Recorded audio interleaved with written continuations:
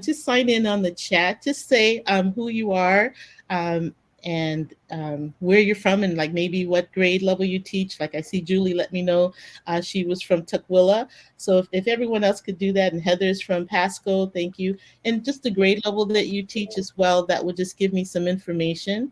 And then Jeannie, I am going to go to full screen, and then I will not be able to see the chat. So I'm just going to ask you Yep. periodically just to let Yep. me know if there's questions, things in there that we need to address.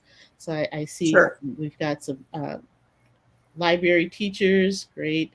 Um, Kindergarten teachers, excellent. I do know that kindergartners at my school have also been using Nearpod, and I'm not sure how many of us are in, but I have 11 people signed in to the Nearpod.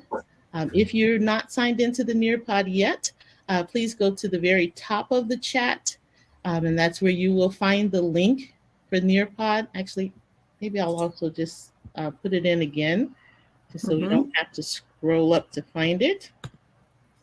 So the link is in again under my name, Manya McFarlane, and we're going to go ahead and begin. Okay. So I do ask for grace today. Hopin is very new. I mean, this is the first time. So that's how very new it is for me. And I am really used to having Zoom meetings and being able to see everybody and interact with everyone. So I appreciate your grace today. I do still want this to be interactive. So as much as we can make it interactive, we will through the chat. And then Jeannie will share to me what you're saying, because I really would like your questions to be answered and your ideas to be shared. So please participate through that chat as much as possible. So we're going to be looking at differentiation in the online classroom.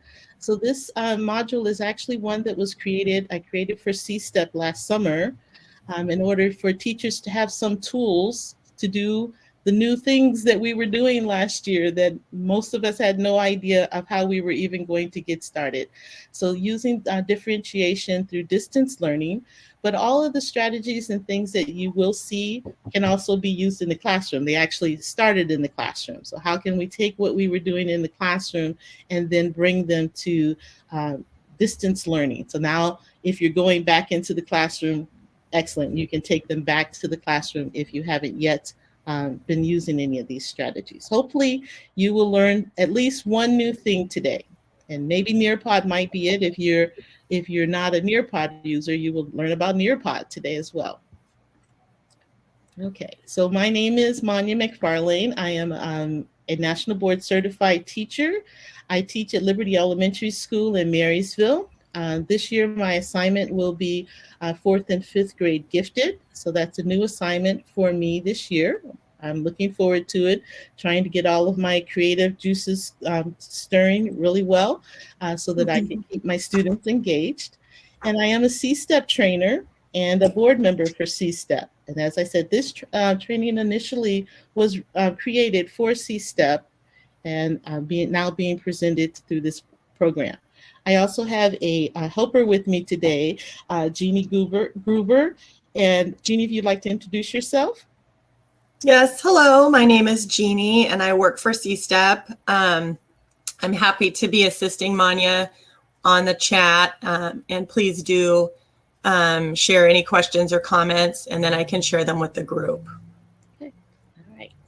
So as I said, this was meant to be very interactive. So I'm glad to be able to at least see Jeannie because as an elementary school teacher, I did teach online the entire school year, but my students were required to have their cameras on, and so they did.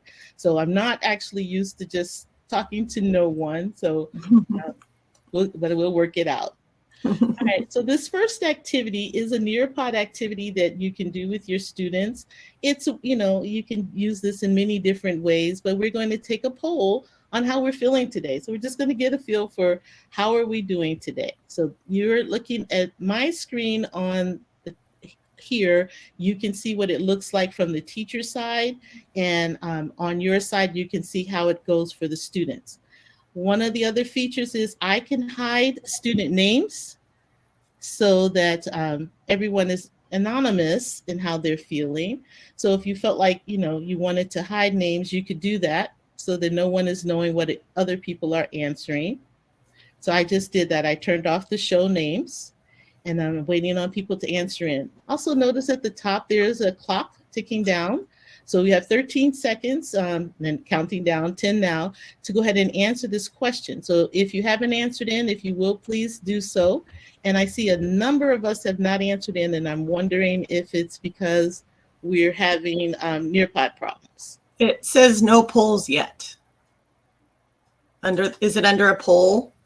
It's on the Nearpod screen. So if you logged into Nearpod, it probably took you to a new tab on your computer. So you'll have to toggle between those two tabs. Got it. Yes, okay. All right. Oh, and I'm probably one of those also that didn't answer in. Okay. All right. So here, this just gives you that information on how your class is doing. So right now, I can see that most of you are having a great day, and that's great. People are feeling great. I see a few people are feeling okay, but what I also notice is there's no one who's not doing great, and there's no one who's feeling like I could do better. So this is a good way to just gauge how your class is doing. And if you're showing your names, and when you're showing names on the teacher side, this is actually not being shared with students on their side. So you could have their names visible for your information. For this, I'm just turning it off so that you're not seeing it. But this will let you know where your students are. So maybe you'll have a student who's feeling like I could be doing better. So depending on what you know about that student, maybe you don't engage them so much, or maybe you do engage them even more because you want to get them out of whatever's bothering them. So having their mindset come and be involved in the class more might be helpful for them at that point. So, but you know your students, so you would know, maybe I give him a little leeway, or no, I'm going to really push him hard because I need him to be engaged in what we're doing today. All right, so that's just a poll, and this is one of the things that you can do on the Nearpod. It's just a setup that you can do. So today, our learning objectives. We're going to discuss why differentiation is vital to student learning, gain a more comprehensive understanding of what differentiation instruction is and is not, and we're going to explore some examples of various differentiation methods specific to distance learning, but also, as I said, usable in the classroom as well. So if you're not going to be doing distance learning this year, you still will be able to use the tools that we'll be talking about today. And periodically, I will just take a stop to check for chat. But Jeannie, you can also just let me know if there's any burning questions that are there. All right, great. All right, so to ensure that why are we doing this? To ensure that all students is learning is every teacher's primary responsibility. We are responsible for every student in our class and their learning. So how do we meet all these needs? Because we know they're so varied. We have to meet each student's needs. So this module will help you to learn some new ways to use technology to meet those unique needs of your students. So a differentiated classroom requires knowledge of students. That one is listed first because it is the most important. Okay, knowledge of students. We have to know who they are. It provides different avenues for acquiring content, processing, and making sense of ideas, developing products, and adjusting the learning environment as needed so that each student can learn effectively. So these are the different things that we are going to be differentiating. Okay, but knowledge of students is key. So this is an activity. This is one of our activities that you get to do in Nearpod. And this one is a memory test. It's called a memory test. It's like the game concentration. So we're going to get to play this game. If you haven't already started, you can begin whenever you want. And you're just trying to match the pairs. Now, I will tell you that there's a picture that has people. and that is for knowledge of students. So go ahead and match your pairs. I will click on mine while you're clicking as well, just to show you the different pictures, and you're just going to be looking to match those pairs.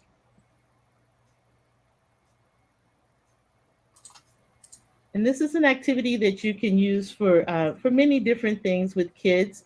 Maybe you've been working on a particular concept this week or this month in class, and you want them to be able to associate it with the definition. This isn't the best one for definitions, but it is one that you could use. And I'd also like to hear from you. What kinds of things do you think you could use a concentration game for with students? Now, once you finish with those pairs, it's going to ask you to show a question. And there's a question which asks you, which do you think may be the most important of all? And this is also to see, Mhm. check your understanding on how well have you been listening to me so far and what I've Mhm. said to you. Mhm. Mhm.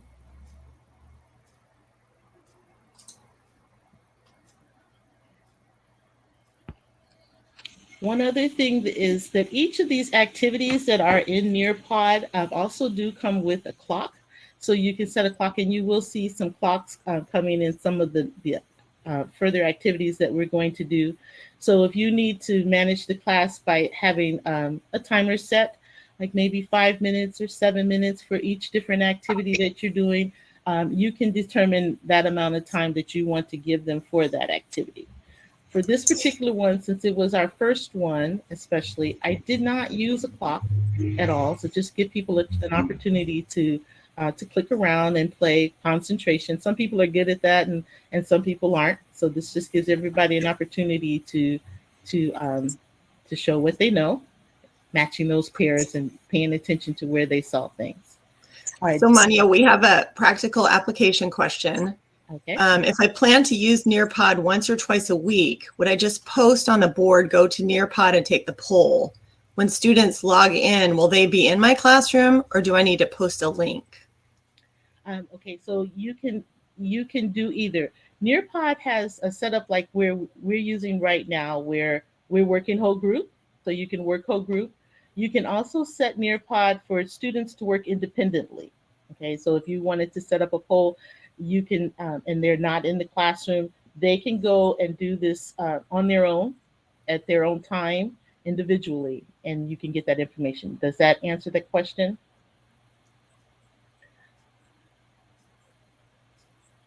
That's what makes. Julie, does that work? Did that answer you, Julie? No response, so let's assume it did. Okay. Okay. That's one of the wonderful things about Nearpod Pod as well for differentiating, because you can give these lessons to students individually, and they can be individualized as well. So you could take out slides or add in slides for different things that you want different students to do, and they can do that independently. But you can also do it whole group, and right now we're set up that teacher is managing how fast we move and how slowly we move. But on the self-paced ones, they can self-manage that. Okay.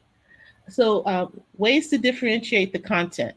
Say, a lesson will resonate with more students if it targets the visual, auditory, tactile, and the kinetic senses. So, all the different ways that our students learn, the more of those different ways that we use, the more of those students that um, we're going to reach. So, watching a video, listening to audio clips, playing educational games. You can do groupings in breakout rooms. I really would like to know how many of you are still going to be continuing in distance learning, because that would be a good piece of information for me to know. Providing both written and spoken directions. Me personally, I'm an auditory learner. So I have to remind myself all the time that I also need to write things down for kids, because not all people are auditory learners. So they have to have that presentation for those that need to see that visually. So I have to remind myself about that. So sometimes we tend to lean towards our own learning styles, but we have to recognize that we have all learning styles in our classrooms. So we need to make sure we get to those other things. Now, that kinesthetic, I'm definitely there for that. Games is my go to method for teaching. I love for kids to not even know that they're learning and having a good time and learning, because then they want to come back and they want to participate, and then they can still tell you all the things that they've learned through the gameplay that they've done.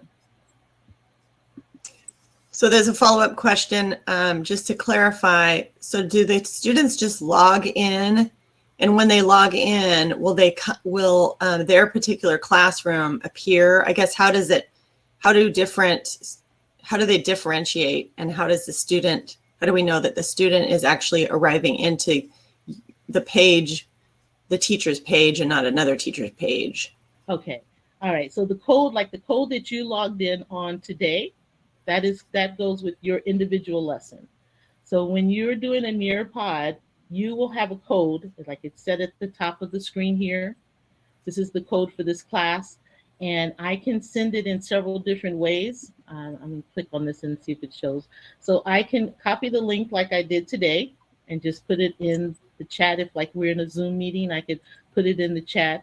I can email the code to someone. You can definitely set it up into Google Classroom, or in Remind and in Microsoft Teams. So you can set these up through this. If you're just having people log on, you can also just have them use this code. So they would go to nearpod.com and put in the code that's up here on the top of the screen, and that will take them to this particular lesson. Okay. All right. Hopefully that cleared that answer. All right. So the next thing we're going to do is we're going to talk about some ways to differentiate the content that you teach. So this is going to give you an opportunity to see one of the Nearpod activities that you can use, and it's going to also give you an opportunity to be engaging and participating with the questions in this training today. So I'm going to click start the activity, and then there is going to be a 5-minute clock. So you will have 5 minutes to answer this question. So what are some ways to differentiate the content that you teach? Also, I want you to notice that on this question, you can record your answer. So this allows students to record their answers as well. Maybe you have that reluctant student who's tired of typing out answers all the time. Okay, so this is a question where they could actually respond verbally. So I'm going to give some time for people to put some answers in, because then I want to show some other features that this program does. So if you're looking on my screen, make sure you go back to yours. And I don't know if anybody else is having a problem, but mine seems to be having a problem. It's not letting me answer the question. How about you, Jeannie? Are you able to answer? Okay, good. I can answer. Mm-hmm. I see some answers are starting to come in. Mm-hmm.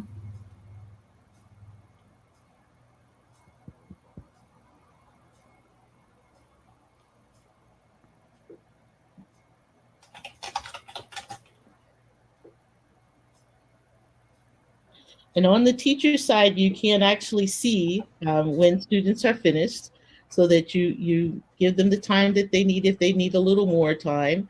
But we are on a timer for mostly for the sake of getting through this presentation today.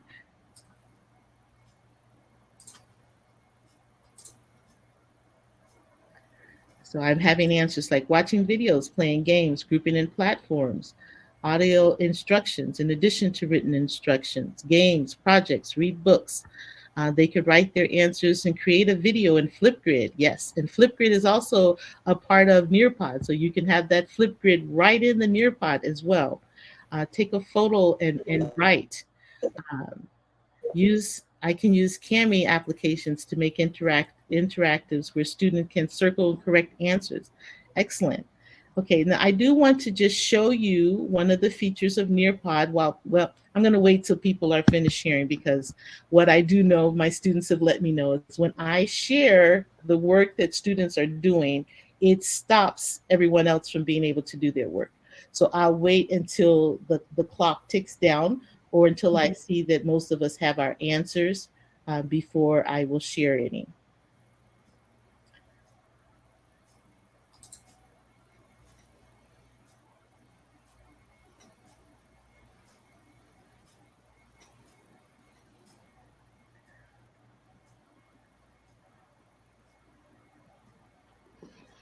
Okay, so and I have to confess, I have a hard time with the silence. I have a hard time with the silence when I can't see anybody and see what they're doing. So I may talk too much, and if I am talking too much, you can just tell me. Just give us a minute.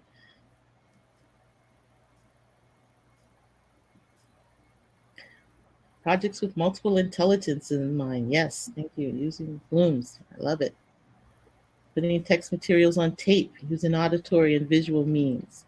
Okay. So I'm able to read all of your responses on my screen as the teacher. Okay. But I am also able to share your answers with the rest of the class because no one else right now can see anyone's except their own unless you're looking at my screen but here. But you would normally, the kids won't have this screen. They would only have the screen that you're actually working through. So like I'm going to just push the share button here. And now everyone can see the answer that is being put up. Okay. So I could use this for examples or for non-examples. So like if I get a question that I'm asking kids a question and someone gives me a really good answer and I want to share their answer, I can share their answer. If I can also share their answer for a non-example and we could talk about why this is not a non-example. This is not true of the example that I'm sharing right now. But I just wanted to let you know those are some ways that you can use the sharing work. Kids love their work to be shared, third graders anyway. Uh, may not be so true for upper grade level. So that's why this show button, show the names and unshow the names, is really important. So if your class is one of those that love to share and they want to see their name, turn their names on. But if they're upper level kids that would be embarrassed, even if their work is correct, they don't want people to know. I know how they can be sometimes. I don't know as much about those upper level kids, but I do know some of them don't want people to know that they know something. So then turn the names off, and you can still share their answers without their name being a part of that. Okay. So I do want to make sure that you are looking between your screen where you're answering and my screen where we're sharing so that you see the teacher side of that. So I can see that I had 53% participation. And I could also, when I have names on, I call students names if they have an answer. So I might say, okay, Billy, are you having an issue? Is there a technical problem? I see that you haven't answered that question yet. Do you need some support? Do you need some help? Or do you just need to get to it? So when you have those kids that don't get started, especially in class, doing when we were doing distance learning, um, a lot of times we were using whiteboards, and I'd have kids that didn't know where their whiteboard was at this moment, or I don't know, my baby sister took my markers, they're all dried out, and all kinds of excuses. So Nearpod eliminated all of that because they have this board that they're writing directly into, and I can see them immediately to know whether or not they're actually doing the work. We'll go on. All right, so differentiating the process. This is one of the important things that we're going to differentiate. So, hands on activities. This could inspire surprising creativity in your students. It will appeal to students who are tactile and kinesthetic learners. So, offer hands on activities. Group work that's based on learning styles and abilities. So, students can be grouped according to their ability, they can be grouped according to their learning style. You can mix those learning styles in groups so that you get a variety. So not all visual kids are in one group, all auditory kids are in another group. You mix those groups so that you get every perspective in that group for that learning. You can layer the curriculum and have independent projects. So this offers students choice on assignments, and we're going to talk a lot about that a little later on. It lets them create their own while demonstrating mastery of the standards. So these are some of the different things that you can do to differentiate the process for students. Interactive discussions. So teachers use digital tools to facilitate interactive routines, roundtable discussions, and debates with students. We do have Nearpod has a tool for that as well, for interactive discussions that we will use in this. But there are also a lot of other tools out there, Padlet. Um, and you guys tell me, what other tools are you using for interactive discussions? I know Padlet is one, and I could probably think of others, but they're just not coming to me right away. But if you know one, please put it in the chat and share, and we'll share out some of those ideas. Game-based learning. Educational games can be used across a range of subjects. Um, I am a game fanatic, not just online games, but online games are wonderful as well. But board games, when if you're in the classroom, board games, kids love board games. Not Mhm. too many families play games anymore at home. There's all the video games that kids are using. So if you're actually using things in the classroom, get board games that are standards based. And believe me, you can take just about any game and find a standard to go with it. So right off the top of my head, Payday is one that I'm thinking of. It's a children's game where kids get paid every week for their allowance, or uh, there's a payday in there, and they have to work with money, so you can use that for working with money standards. Also, those games require students to read. They have to read the instructions, they have to read the different things that are on the board, so there's reading involved.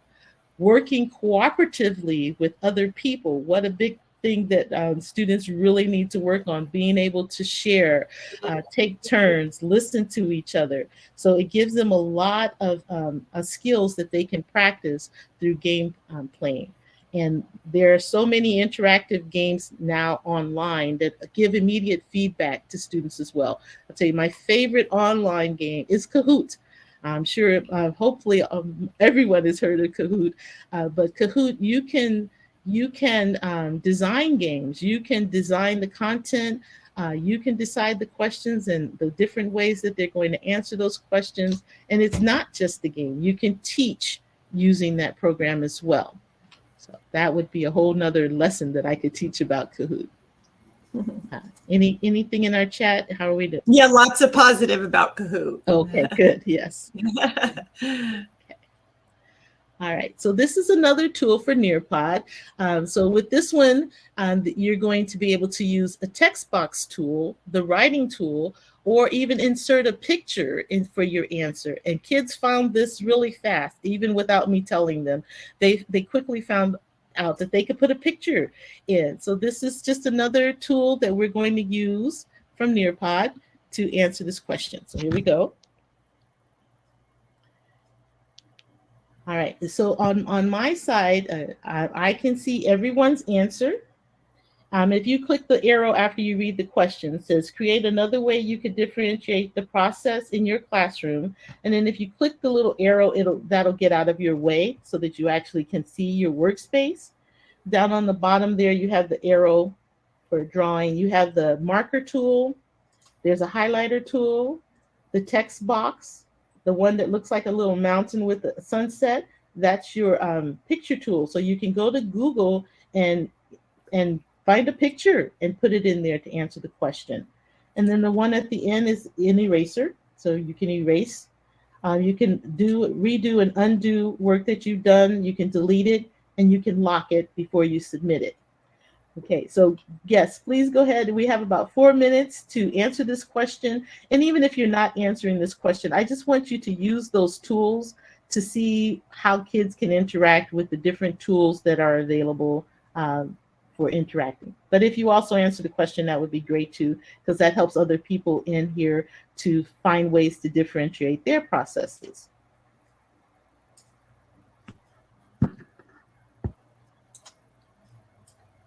Good. I see some people have gotten the pictures. Yes. Okay.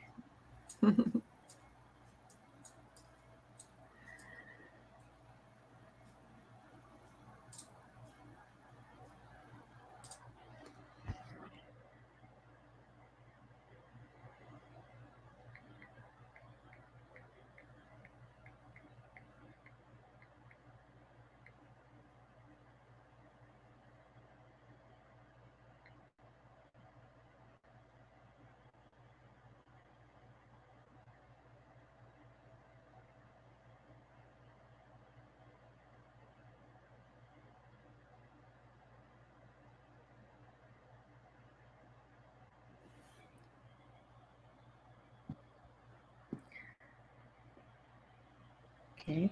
And I am going to gauge how much of the 5 minutes we actually use by seeing that people are actually working. And if people are not engaging, if you're having difficulties, please let me know because I don't want to not let you have an opportunity. But I also don't want to force anyone to participate because you're not my students. And as adult learners, you get to make those decisions on your own, whether you would like to participate or not.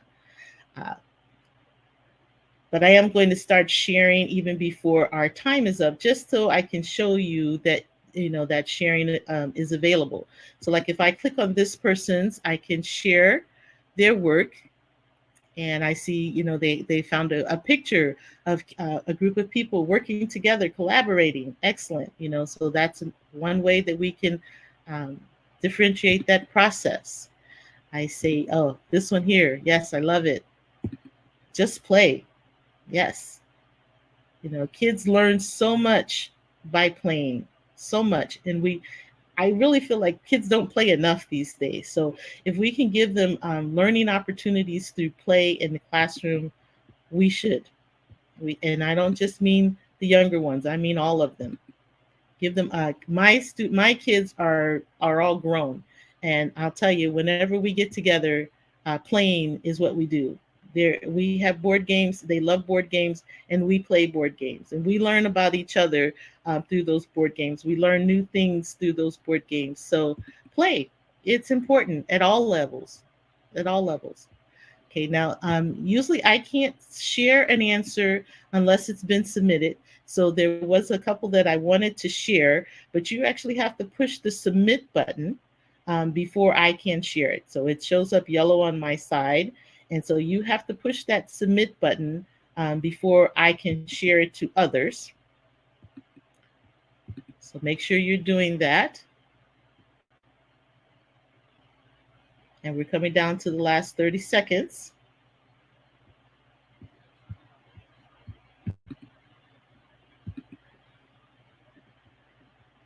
Okay, so here we have a share of Venn diagram. Yes, this is definitely one of the ways that we connect with students about different all kinds of differences and likenesses.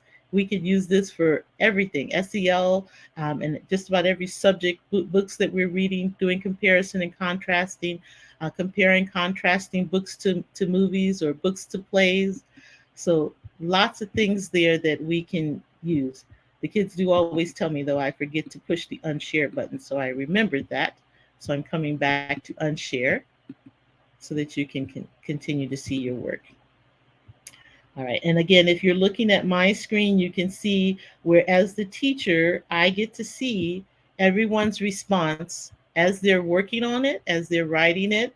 I can see who has submitted, who hasn't started working yet. And if I turned on the names, I would know exactly who those people were that haven't completed their work yet. Okay. So if I have students who are having difficult times, I don't have to do anything else with this slideshow that I've built, with this Nearpod that I've built. I can automatically turn it into one that kids could do independently. Okay. So maybe I'd say, all right, this student was having a hard day. They let me know that at the beginning with that poll that we took, and then they really weren't answering questions. I'm going to let them have an opportunity to take care of this a little later in the day. So that's one of the nice things with Nearpod. All right, so here we have another game. Now, this one I definitely use for vocabulary in my classroom. This is another matching activity. The difference here, though, is they don't cover up like in concentration. So you actually have the words and things that you need.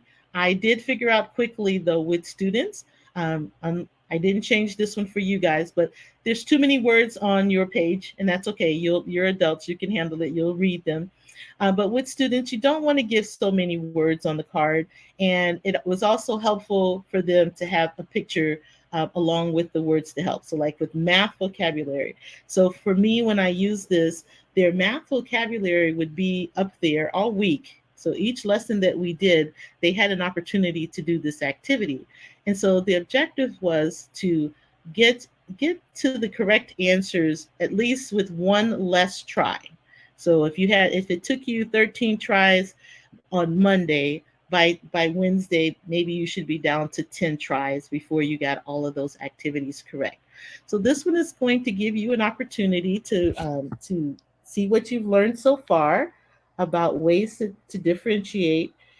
So you're going to match the green with the yellow. That's also important too. The color coding, so that they weren't really trying to read everything and try to figure it out. So read the things in the yellow or in the green and match them with a yellow or green. So it's a green to yellow match. So we have 6.5 left for doing this. So go ahead and do that matching. Also on the teacher side, I can view the pairs. So if I needed to assist kids, I could start reading it out loud for them to help them to get to it.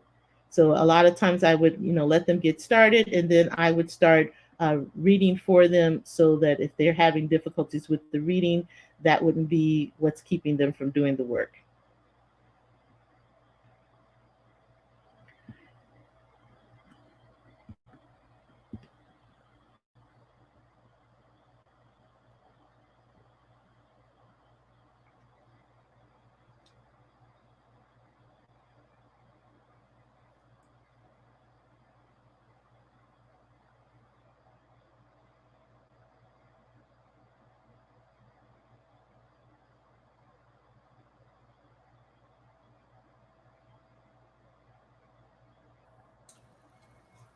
So Manya, on the top of mine, some of the words are cut off. Oh, really? Okay. Oh, that's interesting, because even on my phone, I can see everything. Maybe you need to make your screen a little smaller. Yeah. Yes. Okay, let me try that.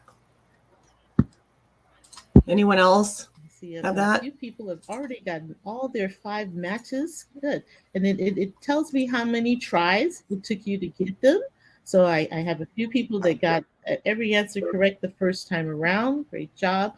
And then a few people who've gotten their 5s, and it's taken them maybe a couple extra shots to do it. That's okay. So this is the kind of information I want kids to pay attention to. Okay, so if it took you 7 tries today, let's see if we can get down to 6 tomorrow. And then by the end of the week, if they're seeing this every day, this whatever work it is that you're doing, by the end of the week, they should be able to get that 5 out of 5 as well. But then there'll be some that won't, and those are kids that you'll know that maybe need some extra support. So you can pull a group. And Nearpod does save all of this data for you, so you will be able to see all of the data at the end of the lesson, so you don't have to write things down as you're working. All that data will come to you at the end of the lesson, so you'll be able to see, okay, who still needed help and support with this. I need to pull this group to work with that group on this work. Okay. I see a lot of 5 out of 5s are forming. That's great. A few people are not participating, and that's your choice. I'm just hoping that that choice is a choice and not that you're having difficulty. So if you're having difficulty, please let us know so we can try to help you with that. But it is your choice to just take in the information without the actions.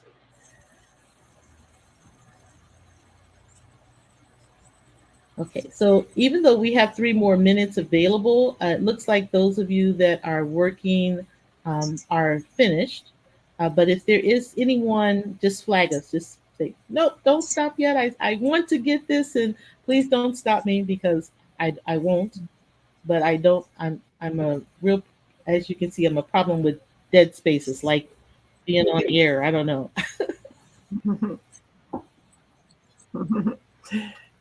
So there's no All right, comments, great. Manya. You can probably go ahead. All right. So assessing and teaching through differentiation remotely. So there are many online tools for assessing and teaching students. And we just did an assessment, even with the activity that we just did. But we're going to focus on a few others that I've tested with students. These tools allow you to differentiate your instruction as well as the assessment for all grade levels and content areas. So we're going to take a look at this next one, which is assessing through Google Forms. So I don't know how many of you use Google Forms, but you can utilize Google Forms to differentiate assignments and assessments. You can create forms that assess students based on specific needs. So Google Forms is a really nice way to make an assessment. You can also differentiate that assessment. So I'm going to let the Nearpod speak for itself. One of the things of Nearpod is that I can put videos into Nearpod. So I created a video to show how to do a Google form. So I'm going to play that video for you now. And I have an option to have it be played by the teacher or by the student. I'm choosing teacher play right now so that I know we'll all be finished at the same time in watching that video.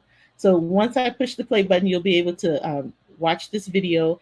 And I'm actually going to step away at this point to take a break. And then we're going to come back and talk about Google Slides. So you don't take a break yet. If you need a break, you can take a break at any point. But this is one of those times when I can actually take a break. So I am going to take a break, but I would like for you to go ahead and watch this video about creating assessments on Google Slides. So here you go.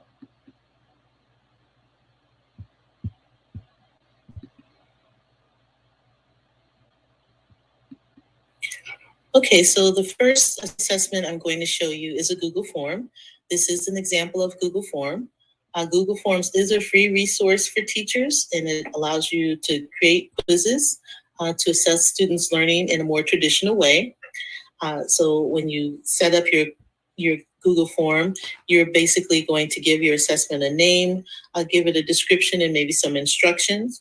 You can collect email addresses so that you know where these information is coming from, your student name, and it automatically will collect this email address. They don't have to type that in.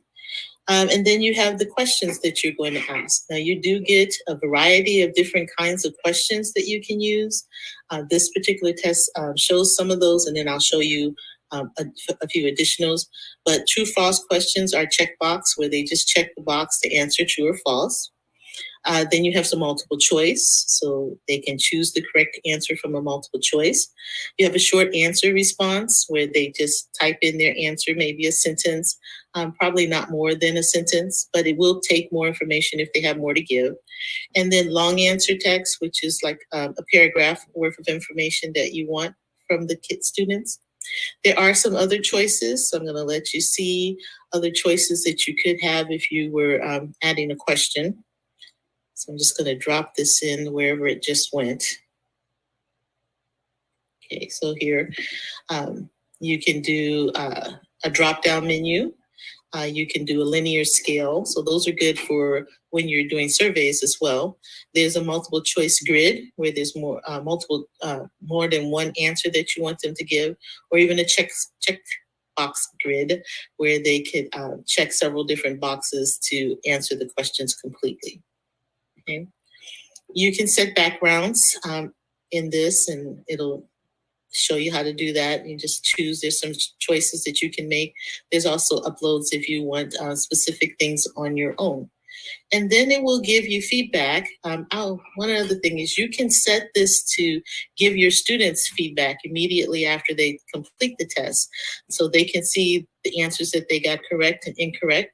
And incorrect answers, you can have the correct answer there with an explanation as to why it is the correct answer. So you can put those on there. You can have these be self-checking so that you don't have to score them, except for the short answer text and the long answer text. Those you will have to go in and assign a score. You point values, you can assign point values to each question, determining how you want those set up. Then once you do get responses, those responses will be shown here. So Manya, we're not able to see the video. They will be shown here. And you can have it generate an All right, so when you click on that icon, it's going to take you to your Excel file. In the Excel file, you can see the time. Jeannie, you said that you can't see it anymore? No. It says eyes up front. The video will play on your teacher's device. Come back when it's time for the activity. Okay, but it didn't play all the way through, or did it play at all? We just had your audio. Oh. Oh, I don't understand that. And that's unfortunate. Although Elizabeth says she can see the video. Okay. Okay. Okay. It looks like most people have been able to see the video. Okay, great. Okay, we'll finish it out. Sorry for the interruption. What time the person took the assessment, give their email address, their score, their name, and then it'll give you the answers that they gave for each of the different questions. So each question, their answer will be listed here. So you can use this information to see how students are doing as a whole. So how's the class doing in answering this question? And how are individual students doing in answering individual questions? So if you see there's, a particular question that you have a small group of students that are having difficulty with, perhaps that's a group you could form for skill work on that kind of question. Or if you see it's a large group of people that are having, then you know that you perhaps need to do some reteaching. So this information will give you a lot of information you can use for making instructional decisions. You can utilize Google Forms to differentiate assignments as well. You can create assignments and have different questions or different ways that the students are going to engage with those questions through Google Forms to allow for differentiation. Again, this is a free application for teachers. Okay, and that's my overview of Google Forms. Okay, so we are going to talk about some of the things that we just heard about. So some features of Google Forms. You can do all these different types of questions. So all of the different types of questions that you might think that you would want students to be able to do. I think about the only thing I don't think they have is like a draw a picture kind of question. But that one we would have to do somewhere else. But lots of different forms of questions that they could do to answer questions. You also get, you can put in PDF files, you can put in pictures, you can put in video directly into the Google form. You can do that. You can make them self-grading. So that will take some time initially for you on the front end, but it will save you lots of time on the other end because that Google form will grade itself. It'll answer, except for the short and long answers, those you will have to go in and actually read and assign point values. But you can set the point values for all the other questions and it's self-grading. So it saves you some time on the end without having to grade everyone's paper. It provides immediate feedback for students. So that part I love. We don't always have time to talk with students immediately after they finish working on something, but this way they do get that immediate feedback. You can have it explain why answers are correct or even why answers are incorrect or both. And you can give general information regarding what you're looking for in that short answer or that paragraph. So maybe they've answered that question and now you've told them, well, this is what I was looking for. So when they see that they didn't get that one correct, they'll know why. Just checking on the chat. How are we doing? Still good? All right. So some teaching and reteaching though. This one is real big. You can actually do teaching through a Google form. Like you can set up audios, or videos and talk to students about the work that they're doing. So this is why you could also do this. Like if they're in distance learning, maybe you're not meeting with this group right now, but you want them to work on this information. So you can put a Google form together, have a video of yourself explaining something. Maybe it's math, maybe it's science. It could be any subject. I'm going to use math as an example. Maybe you're explaining a math problem in a video on a Google form, and then you have a question that follows that the students have to answer. So now they have to solve this math problem using the information that you've just given them to teach to show that they understand. That immediate feedback for understanding is so important.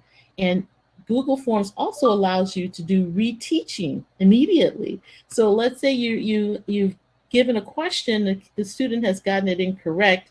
Well, you can set, if this answer is incorrect, that it's going to take them to a different part of the form And maybe there you have a video refreshing their memory about, remember when we talked about, or something to help them to relearn that information that they missed. And then they get an immediate opportunity to try again on getting that answer correct. Okay. So that one is really helpful for kids as well. All right. The data collection. I know you didn't get to see any data. There was no data in that form, but I'll tell you, you get wonderful data. It gives you every answer for each student. Everything that they put into that Google form, you will be able to see in that Excel file. I also use Excel, the Google form for book reports. So each of the questions are there, and they're answering each of the questions. Now I have a form for fiction versus nonfiction. So they choose, if it's a fiction book, it takes them to one set of questions. If it's a nonfiction book, it takes them to a different set of questions, and they type in their answers. I will say the only downfall that I feel about this form is that they don't get an opportunity to immediately correct. So with me, I'm a big stickler on sentence and sentence structure, and sentences begin with capitalization and end with punctuation, and they have to have that. But if they've pushed that submit button, they can't go back and fix it. So then that's when I have that conversation with the student. I noticed that when you were writing your sentences, you weren't writing proper sentences. The next time, I need you to make sure that you do that correctly, which is also a good strategy. Having kids redo everything that we ask them to do sometimes gets very monotonous and takes away the joy of learning. So we say, the next time, I need you to remember this. So that's kind of helpful too for students as well. All right. So now you're going to get an opportunity to take an assessment on the work that we've been talking about through a Google form. So you can go ahead and push that here button on your screen. It is going to open up a new document for you, a new tab, and you will be able to take an assessment on Google Forms. You do not have to get all the answers correct. I actually would prefer that you not. Click some wrong answers, even if you know the correct answer, just so that you can see the feedback that the form is going to be able to give you. And then there is one question at the end that asks you your name. And I know you all know your name, but I want you all to answer that question incorrectly, because that's going to be one of the areas of that reteaching. So there's a video that's been put in there. It's not going to teach you how to spell your name, but or what your name is, but it just lets you see if a student gets something incorrect, they can go click here and get some new information that will help them. So I'm going to give you some time to take that assessment.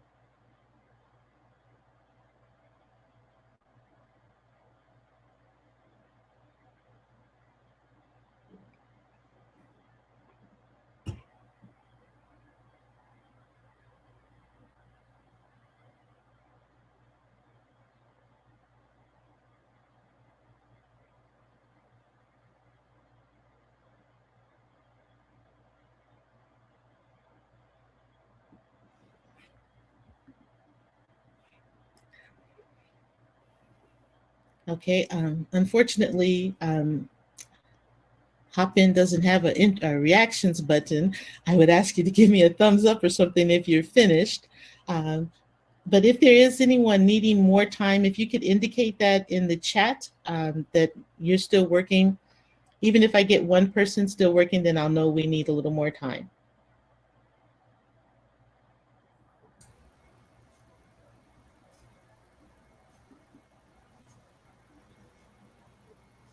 There's no indication that anyone needs more time. Okay.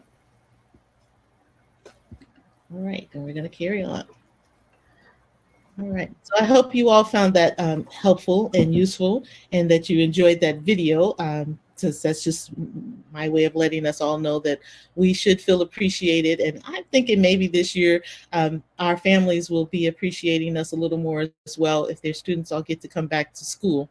So hopefully we'll all be back at school and stay healthy as well. All right. So differentiating the learning environment. Now we're going to talk about that learning environment. So small group learning is an effective way to meet students where they are. It can be done remotely with video conferencing applications like Zoom, or I wouldn't recommend this one. Students attend small groups depending on their need. And one of the things that I found, especially in the spring before our new year began, because we had no set parameters, I could really set my small groups up for when I wanted them to. So based on kids' availability, some kids weren't available during the regular hours because they were somewhere else. So I could base small groups on anything that I chose to base them on. And I could actually just have those kids that I was meeting with join that Zoom meeting at that time. So that was kind of nice because I did not have to manage the rest of the class at that time.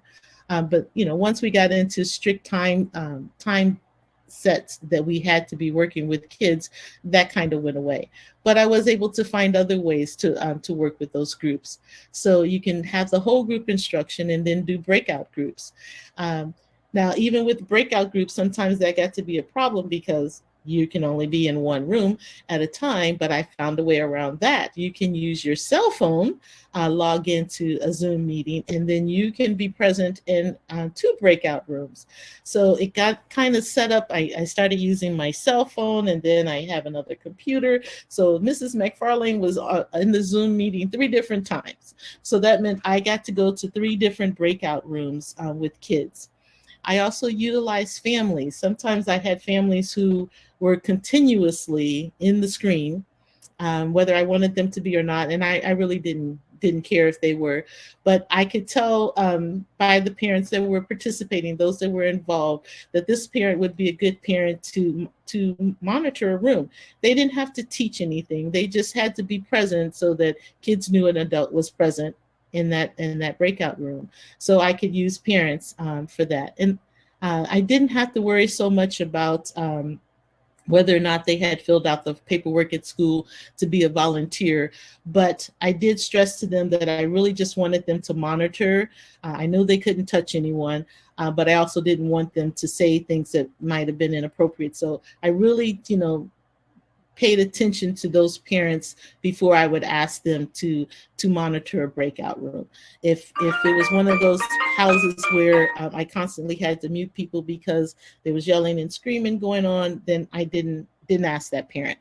But if it was a parent that I saw was kind of hovering around in the background all the time, well, continue to hover while this group is working on something. But they're self-managing themselves, but they just know that there's an adult present. But then I was also present. But they knew when we were in those breakout rooms that even though you can see me, I'm working with this group here. So unless it's super important, don't disturb me. You can check with a buddy in that group, but don't disturb me, just like it is in the classroom. So in the classroom, you pull those groups to the back of the room, you're working with them at your table, and everybody else is working on what they're working on. And, they have a sign if they need to use the restroom, or if they have a question, then they ask 3 before me, or take care of it on their own if it's not something that has to be answered immediately. So those are some of those ways that you can do those things as well in through distance learning. So either having them come in one at a time or setting up those breakout rooms and utilizing other technologies to have yourself present in those rooms. I'm sorry, I keep pushing the wrong buttons. That's why I'm not advancing. All right. Come on. All right, so we're going to do another activity on Nearpod. So this is one of the features that Nearpod offers. They have several different three-dimensional VRs, I guess is what they call it, virtual realities. And so this one here is a picture. I'm not sure where it is. It's somewhere in Asia. But you can enter the VR through your own, and you'll be able to see the two screens. And it's really cool if you're using a telephone. I discovered today, if you're using a telephone and you just kind of move your phone around, it will show you the 360-degree turn that you can do. I chose this particular picture just to talk about differentiation, but I wanted you to also to see that there's this VR available, and they have lots of different scenes, and you can probably even import scenes of your own. I haven't gotten that far to know if that's true yet, but you can take trips to places that you couldn't go with kids and talk about things, especially at the higher level. So if you're studying different civilizations, you can take them there and have them look at things that they wouldn't be able to see from where they are. We did a VR in my third grade classroom. It was a mountainous picture where we looked at it and we found the three states of matter. I said, okay, look at this picture and tell me, what do you see that is a liquid? So there was a river flowing through, and so kids identified the river. They identified the clouds for the gas. They identified the air for the gases. Many different things that they could identify for the solids. So you can use these VRs in all kinds of different ways to engage kids in learning. So one of the things that I wanted to do with this group, which is going to be a little difficult because you can't actually communicate with me, but I'm looking at this group down here below, and I'm going to put in my VR. So this group down here below, now it's a little more difficult. Maybe I'm not going to be in VR because it's a little more difficult for me to look. But just a second now. Let's see if I can figure this out. But anyway, there's a group down below. You can probably still see it. So I decided their task, they are actually down there trying to figure out the area of that particular space that they're in. That's what their task was. So you see some of them are walking around the little area that they're given. Maybe they're counting the different squares, but they're mapping out their section and they're going to give me the area. Okay. Then if I look up here at this group at the top that's taking pictures, that was their task. Take some pictures of the scenery. I want you to locate specific things, like take some pictures of solids, all the solids that you can find, take some pictures of it.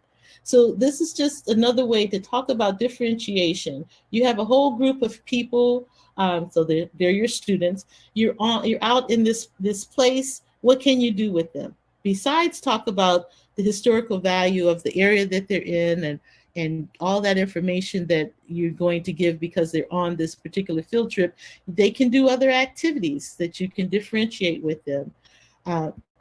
There are also simulations that Nearpod offers. So for science, there are simulations that the kids can go through using the same kind of VR information. So I just wanted to bring that to your attention. It's very fun for kids and engaging, and you can come up with all kinds of lessons that you can do with it. And, you know, I'm kind of rattling right now, so I'm going to stop. But VR, it's fun. Kids love it. It's something new that they're doing, and it's available for you in Nearpod. Okay. All right. So these are other applications that you could use for differentiating and just working with students. Nearpod and Pear Deck. Pear Deck is another kind of like Nearpod. It doesn't have as many activities, but it does have graphics, beautiful color graphics that come with their different questions that you can set up for them. Quizlets and Kahoot. Quizlets is excellent for vocabulary work. Kahoot, we all know, and as I told you before, with Kahoot, it's not just a game. You can actually teach with Kahoot, present information, ask questions, have kids talking throughout the game. It's not just answer that question and move on. Actually, have conversations through Zoom. You can actually annotate over Kahoot and Quizlet, Jamboard for discussion boards, Padlets, all those places where you can have those discussions with kids. And like I said, Jamboard is also a part of Nearpod now as well. They have a kind of a Jamboard put in it. You can do blogs with kids, digital libraries. Epic is a wonderful resource for kids for books. So if they're at home and they don't have access to books, Epic has lots of books for kids to read. They have audio books, so if kids need to listen to books, they can listen to books. And they also have learning videos available as well. And then Boom Cards. Boom Cards is also a fun way for kids to learn new information, and you can create your own boom cards. Kind of difficult unless you're really good at that, but you can also get boom cards for free. There's always a vast free set of boom cards that you can choose from, and there's many that you can purchase.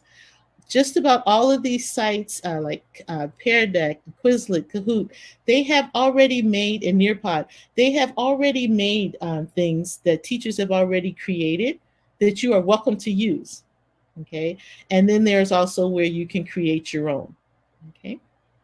Any questions on any of, and these are all linkable. So if you want to learn it more information about any of these, you can click on the different links and it'll take you to their websites to allow you to take a look around and see what they offer. Okay, we're not done, so don't get excited. Okay. Choice boards. Okay, hopefully everybody has heard of choice boards, because choice boards are just a way to engage kids and allow them to make some choices about the work that they're going to do or how they're going to do that work. So there are many different kinds of choice boards. Some are like a 9 grid, so it's like a tic-tac-toe board. Some are like a 25, where it's a bingo board, and but you can make them any sizes that you want. And there are many different choice boards templates out there already available, so that if you wanted to input your own information, but you don't know how to set it up, it's already set up for you, and they're free, so you can choose them. There are many that are already set up, and maybe the things that they're offering are things that you'd want to use. But it gives the students the power of choice. And when you set those up, you want to set them up so that you give different activities in all of those different learning styles. So give those auditory activities, give those visual activities, give the kinesthetic activities. So maybe kids are making a flip grid, or maybe they're writing a paper, or maybe they're doing a commercial, so they're being able to do some acting to show what they know. And kids eat it up. And if you set up a choice board well enough, you can also take a break, because you won't have to do it every week. Like, especially if you do a bingo board, you have 25 choices on that bingo board. So you can decide how they're going to utilize that. Maybe they have to do 3 activities a week, or maybe they have to get a bingo. So they have 5 activities in that week, and they have to do them in such a way that they get a bingo.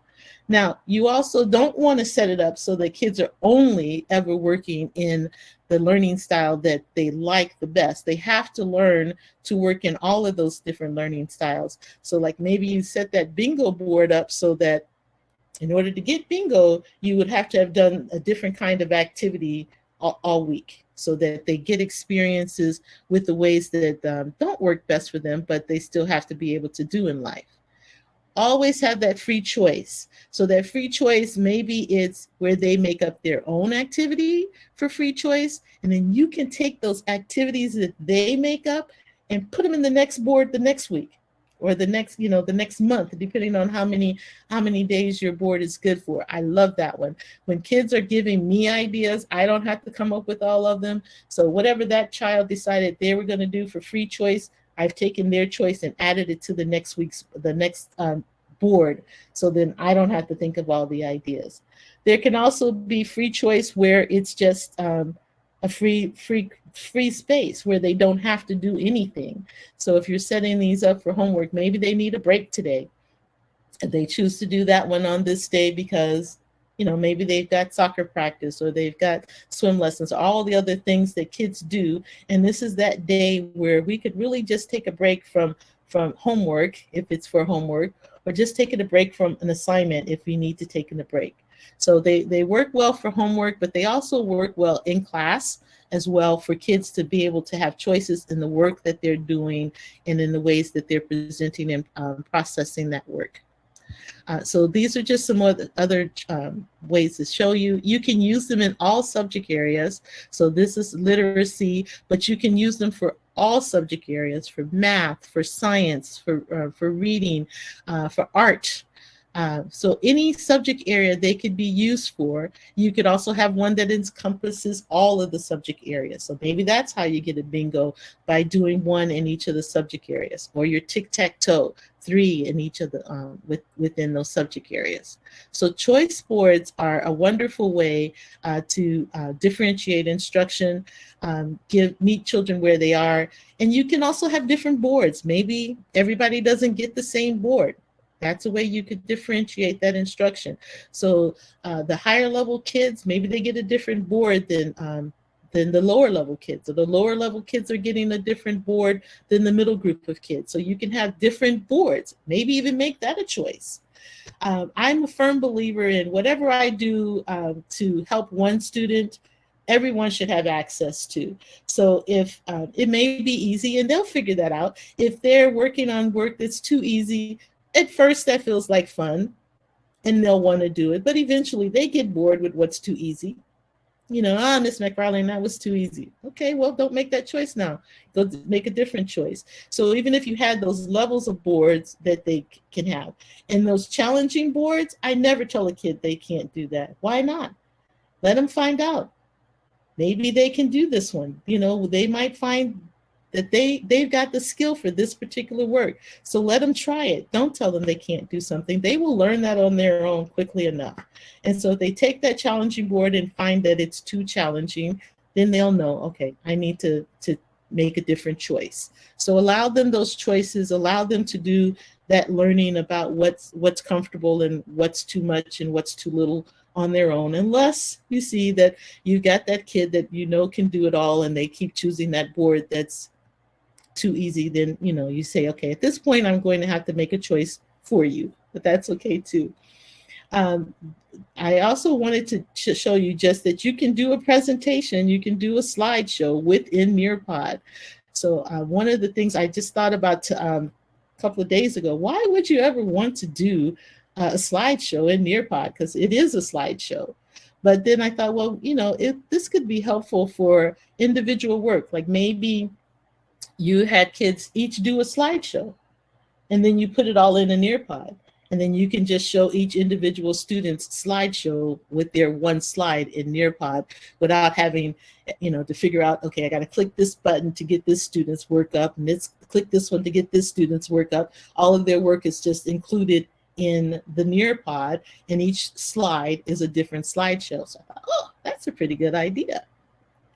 And I'm used to getting ideas back when we're doing these presentations. So it's kind of hard for me doing all this talking without you guys giving me any input. But if you have any, please share it in the chat because we would love to hear it.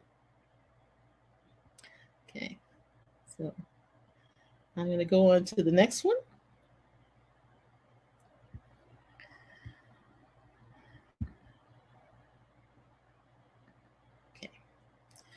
All right, so this is like a little brochure just to help you. And I recognize that the print is pretty tiny, so don't worry about reading it, but it just helps you to remember that you're differentiating the content, the process, the product, and the learning environment. So the content, what are you asking kids to do? What are they learning, and that content. So there's lots of ways to differentiate that content. We've talked about leveled reading is really a good one that just jumps right out at me. You can have the same subject area, but the reading levels are at different levels, so to help kids to get that information that they need, but at the reading levels where they are. That process, the different ways that they're going to engage with that learning. How are they going to show you that they know it through that product? And it's boring for kids to always have to write an essay. It just is. If we offer them some choices and other ways that they can show us that they've learned that information, and let their creativity show through, you will find that kids are so much more engaged, and the learning, it just increases as well. And that learning environment, it's not, shouldn't always be whole group instruction. You know, Sometimes teachers are, we're not the sage on the stage, and we shouldn't be. So give other ways for kids to learn something. Kids learn a whole lot from each other. So putting them in those small groups to let them do that work, or even individual assignments or choice on that. Okay, so you get choice today. You're going to do this activity. You can choose to do it by yourself, because there are some kids that would prefer to do work by themselves. But you could also choose to do it with a partner, or you could choose to work with the group. So give them those choices. So we're going to have a collaborative discussion on our next activity. So how have you in the past, or how might you in the future, apply the differentiation strategies to your class in any of these 4 areas? I would like for you to give 2 examples on our collaborative board, which is coming up on the next screen. And we're also going to talk about collaborative boards through Nearpod. So this is like a Padlet that you would find out there in the real world, or the Jamboard, uh, but it's a part of Nearpod.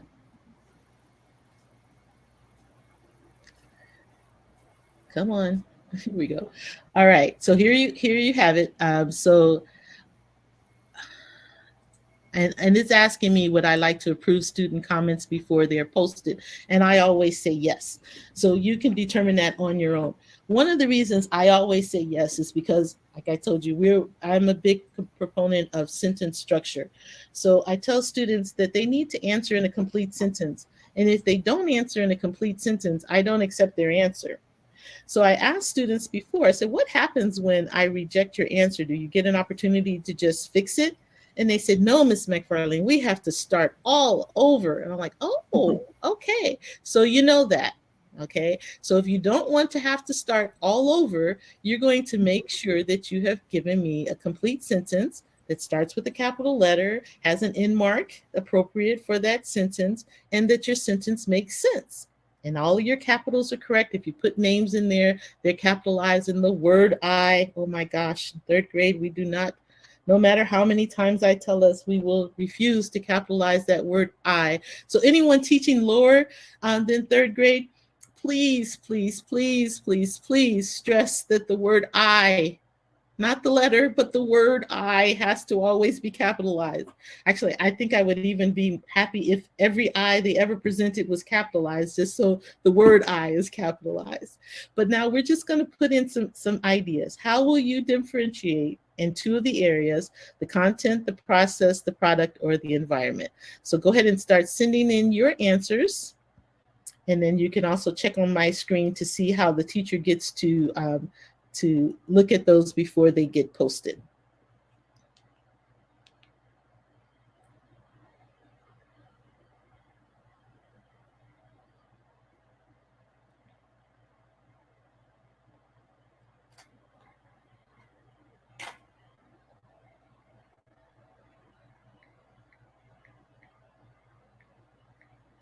And I'm not making you guys write incomplete sentences, and I won't reject any of your answers today either.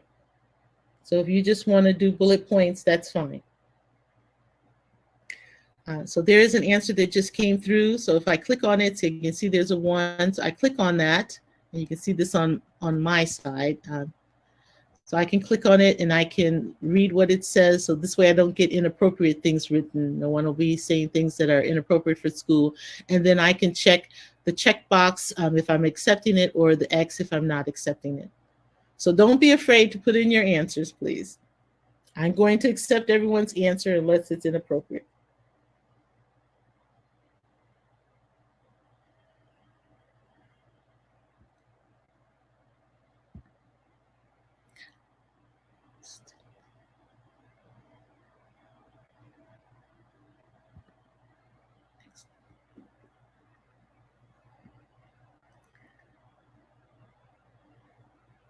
Okay, and you'll be surprised at how quickly kids catch on. And actually, they've taught me a lot about a lot, especially with technology. They know so much that, or they can figure it out so much faster than we can any given day. But like they found out, even without me telling them, that they can click this little heart down here to like what someone has said. So I always made sure to read each person's and then to like it because it had to be written as I was expecting. And then other people could also like their comments. So you can share comments and give likes to things that you're reading. That's your interactive way to participate. And I'm going to get these posted so that people can start liking things.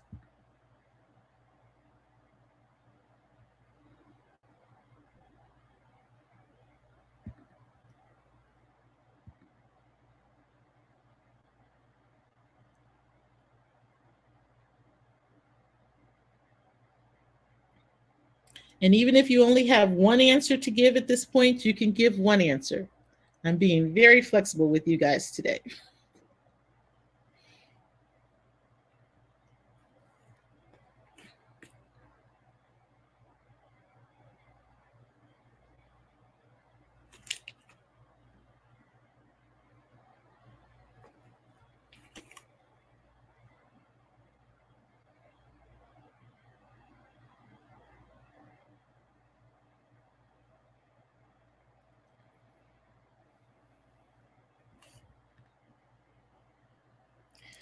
Okay, and because I can't, as I said, because I can't see you or hear you, I'm not sure if we need any more time or if we're done. So if you are still working on an answer that you would like to share, just indicate it in the chat so that I don't go on without getting your answer.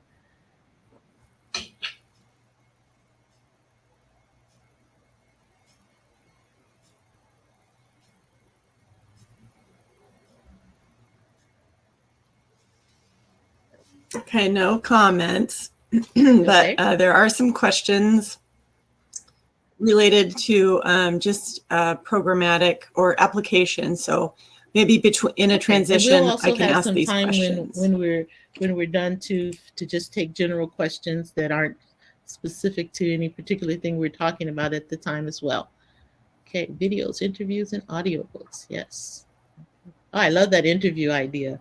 That's wonderful. Kids getting to talk to each other or talk to other people. And in this age of digital, man, you can talk to just about anybody.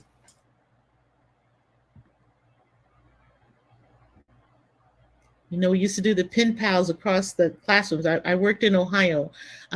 We don't do pen pals across the state anymore. Well, we do, but it's through email instantly. You know, instant gratification.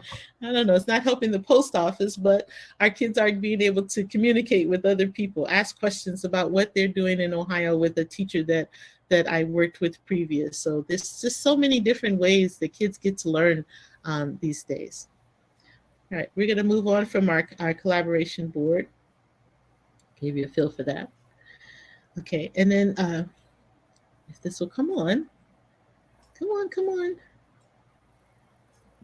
Sorry, things are moving a little slowly. I don't know what's going on. I hope this is going to load. Here we go. Because this is a game that they get to play. So no matter what I'm doing with my students, we end with this time to climb game, but we're not done yet. We're almost done. But this is a game that they get to play. And like right now, I have three different choices. They can climb to the Himalayas, they can go to space, or they can go underwater. And during seasonal times, like there was a Halloween one, there was an Easter one. So during seasonal times, they put up different things for that season. So I'm going to click outer space since we just had these two space adventures that just happened recently. And then I'm going to click next. You get to choose your character, and we're going to answer some questions about what we've learned today. So choose your character, and do so quickly because I usually don't like to have them waste a lot of time in choosing their character. But choose your character and then click start on your screen, and then you all start to show up on my screen. Now, I would call names, but I have your names all turned off, but I could turn names on, and then I let them know I have, so that they know that they've taken care of what they need to do. And then those people that haven't know, well, I need to take care of it. And then I start to give a countdown, because they don't want to miss the game. They enjoyed the game, even though it's like a test of what they've learned. It's a little formative assessment that we're just going to take to see what they know, and we get to play this little game. So I'm going to assume that everyone that wants to play has clicked the start button and are ready to go. And here we go. If I click the right button on my computer, here we go.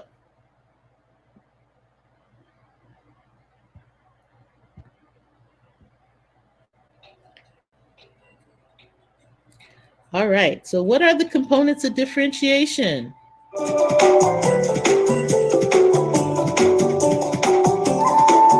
And you might also want to, well, it's kind of hard for you to do that, but if you could, look at my screen as well as your screen, because on my screen, I get to see all the little people running up the mountain. For some reason, you don't get to see that, or at least I don't on my phone. Okay, so what must be first consideration when differentiation? What is that important knowledge that we needed to have? That first question we talked about at the beginning.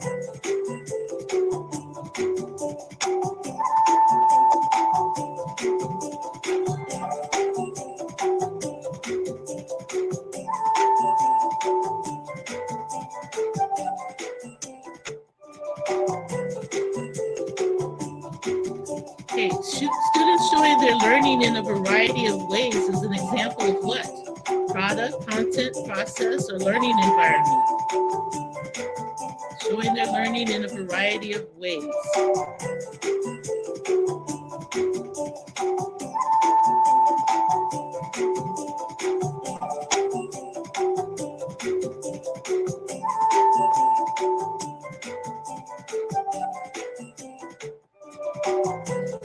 Small group, whole group, pairs, and independent study are all examples of ways to differentiate. Which ones are they differentiating?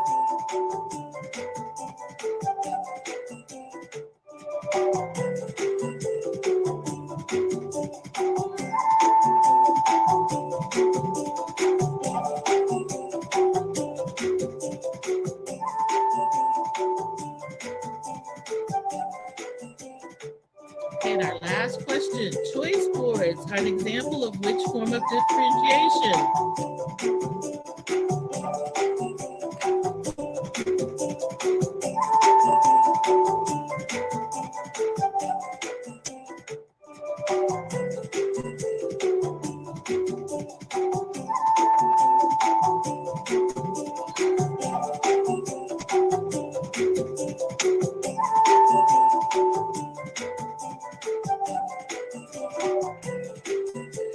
Okay, and then we get the leaderboard.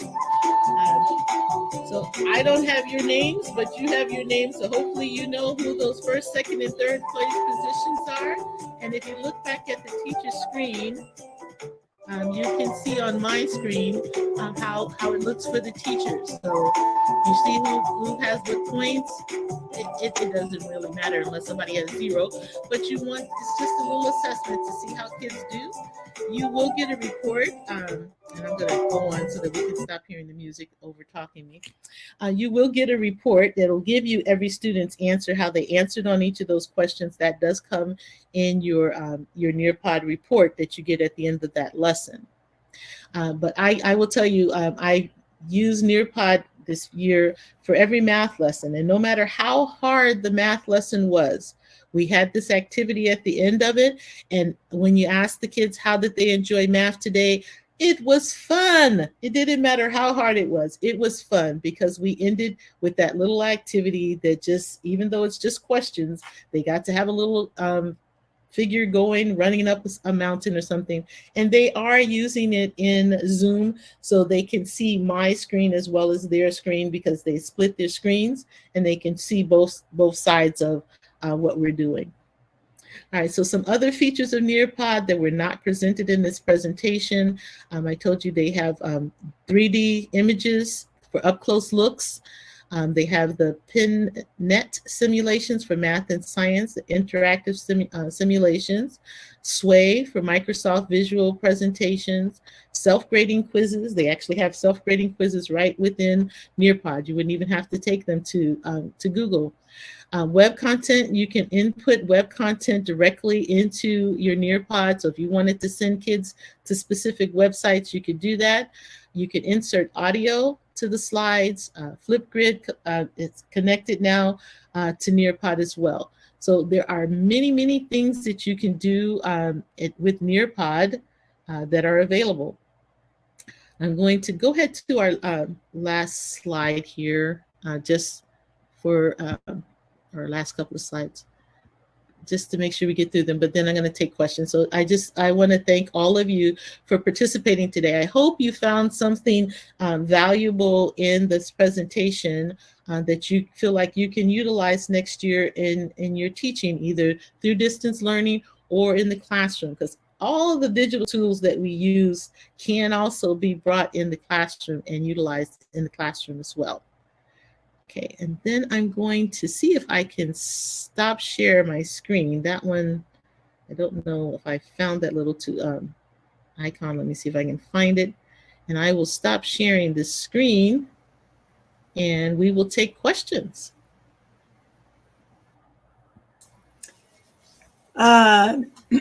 So someone's wondering if there's a way you can show us the teacher side of Flipgrid. The teacher side of Flipgrid. I'm sorry, okay. Nearpod. Yeah. I was showing the teacher side of Nearpod the entire time, but what I will say is if you sign out of or don't sign out, but just make sure you're in the what is the name of this? I don't even know the name of this. Yeah. Pop-in. If you're in the pop-in, I'll reshare my screen. And that was the teacher side, but I can go back through and show things. But if you're looking on the pop-in side, I've had the teacher side open the whole time so that you could see the teacher side. I'm sorry if I forgot to mention that you had to toggle back and forth to be able to see that. But let's just back up through this slideshow. Maybe it'll let me do that. Yes, okay. Okay, was there anything in particular that someone wanted to see, or just in general? I can show you like the discussion board, how that looks on the teacher side. Okay, like this is the discussion board. So on the teacher side, as things came in, I had this check box here that I could look at what they were posting previous to accepting it, and then be able to accept it or not accept it. So that's one of the differences.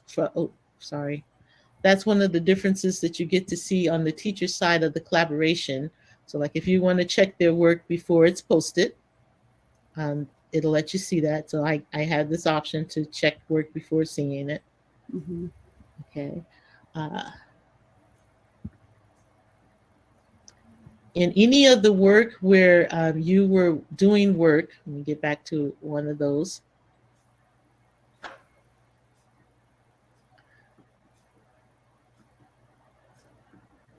The slides that are just not activities, they just look the same as yours. But any of the activity slides, this must be one. And that's just the video. Okay, like this one here, I could see the matching. So I had everyone's name, and I'm going to turn off the names, but I can see everyone's name and see how many tries it took them to get to that 5 out of 5, and also whether or not they did the work. So that data is given to me immediately on the teacher side. I can see it, and know when they're finished, and how many tries it took them. So I would tell them to take note of how many tries it took them so that they can make it less the next time. But I can also see it on this one here when people are working within the slide, like answering those questions. I can see everyone's work as they're doing it.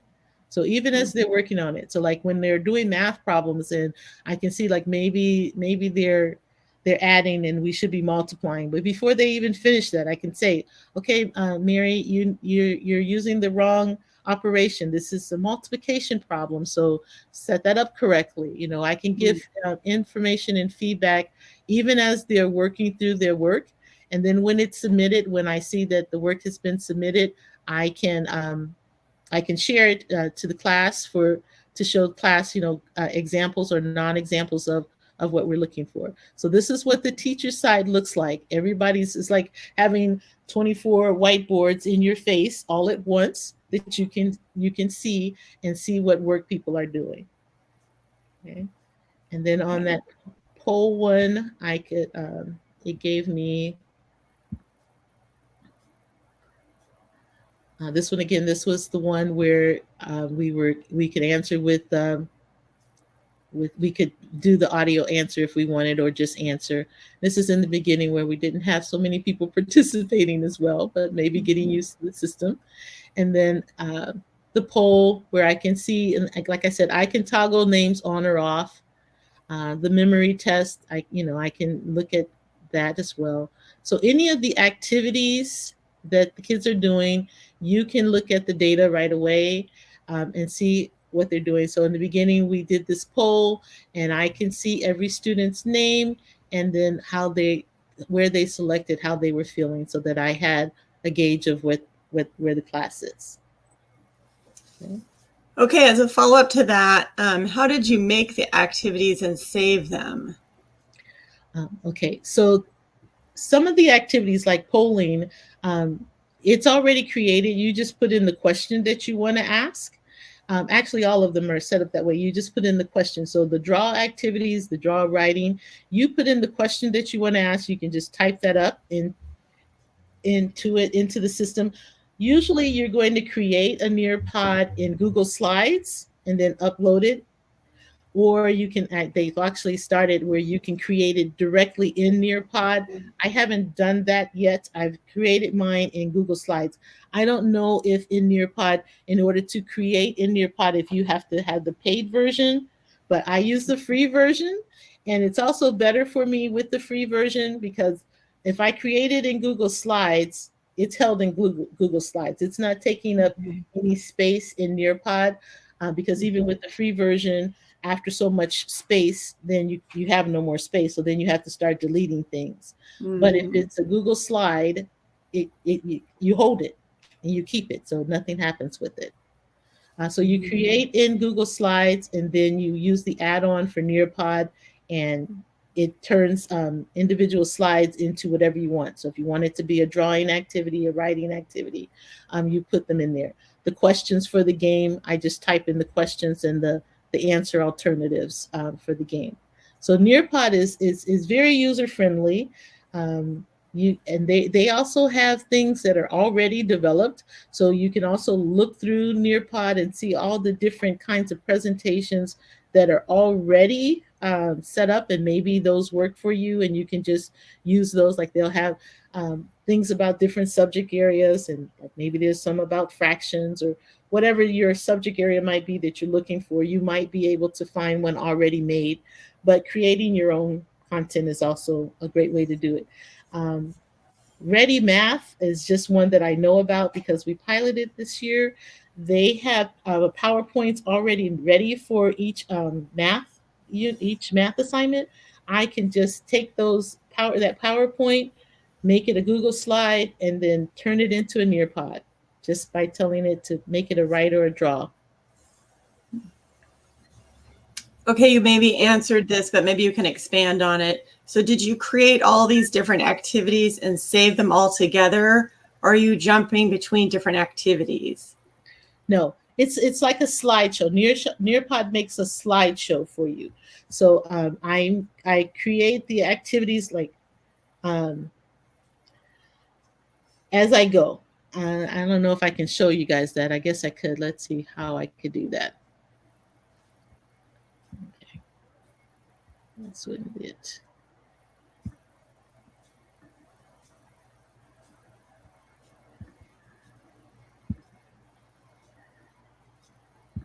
So if I go in my slideshow here,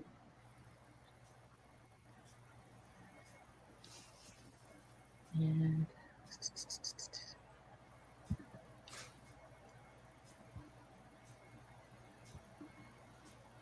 come on. Okay, so this is just my Google slideshow that I've created. It's going to take a while. I don't know, everything is moving slower than it should be. Mhm. But when I click add-ons here, like this is it's already made into a Nearpod, but let's just pretend that it isn't. So I would click on add-ons and get add-ons. So I need Nearpod. So I have Nearpod and Pear Deck here. So I would click on Nearpod to put those add-ons, and then it's going to open Nearpod, and it shows up over here so that any slide that I wanted to make into an activity, I could click on that slide and then make it into an activity. So give it a minute to let it load up. And Nearpod is real good about videos to help you too, with showing you how to do all the different things that they do. I know. I'm sorry. Everything is just really running slow today. Okay, so these are all like if I wanted to add audio to this slide, I would click on audio to add audio to this particular slide. There's BBC video, the collaborative board. That's one I had already made. So it was just the slide. And then I clicked on the collaborative board to make it a collaborative board.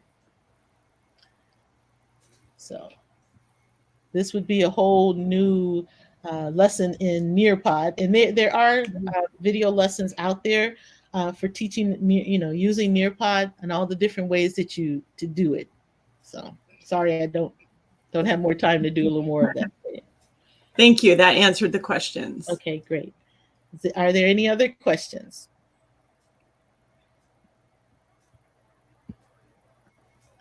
Okay. Well, then we are right at on time, remarkably. So I thank you all for being here.